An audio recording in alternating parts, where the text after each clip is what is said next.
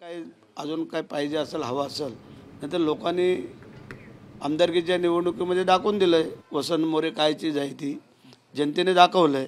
तेव्हा वसंत मोरेंनी जे काय आहे ते नीट व्यवस्थित लक्ष देऊन पाहावं काय नक्की आहे, ज्याला कोणाला काय अघोरी पूजा करायची किंवा काय तो अशी व्हिडिओ क्लिप काढतो का किंवा तो व्हिडिओ क्लिप करून कोणाकडे पाठवतो का। आमचा सरळ समोर आणि स्वच्छ कारभार आहे, लक्षात आलं का।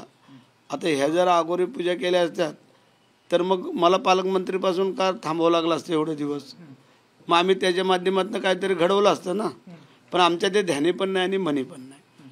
आम्ही पंढरपूरला जाणारे मंडळी आहोत, आम्ही आळंदीला जाणारी मंडळी आहोत, आम्ही शिर्डीला जाणारी मंडळी आहोत, आम्ही महालक्ष्मी तुळजाभवानी सिद्धिविनायक ह्या आम्ही मंदिरामध्ये जाऊन नमस्कार करून येत असतो। जे काय आमच्या मनामध्ये मागणं आहे ते मागत असतो। परंतु हे अघोऱ्या करून जर झालं असतं तर कित्येक जण असे अघोऱ्या पूजाने काय काय कमवून घेतलं असतं। परंतु वसंत मोरेंना कधीतरी भेटी आणते आम्ही सांगूया आणि त्यांना जर वाटलं तर त्यांना पण आम्ही तिकडं बगलामुखी। तर वसंत मोरे यांच्या आरोपांवर आता भारत गोगावलेंनी हे प्रत्युत्तर दिलेलं आहे। वसंत मोरेंचा नेमका आरोप काय होता पाहूयात।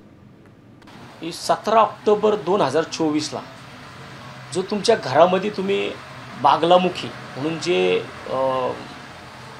उज्जैनमध्ये एक देवीचं स्थान आहे त्या देवीच्या मंदिरातून जे काही पुजारी आणले होते 20 नोव्हेंबरला निवडणूक होती आणि 17 ऑक्टोबर 2024ला भरत शेठच्या घरामध्ये मुक्कामी लोक होती। ही मुक्कामी लोक त्यांच्या घरामध्ये कुणी कशाकरता बोलवले होते तुम्ही? तुमचा जर तुमच्या कामावरती विश्वास आहे ना मग तुम्ही ह्या अशा अघोरी पूजा कशा करता घातल्या घरामध्ये?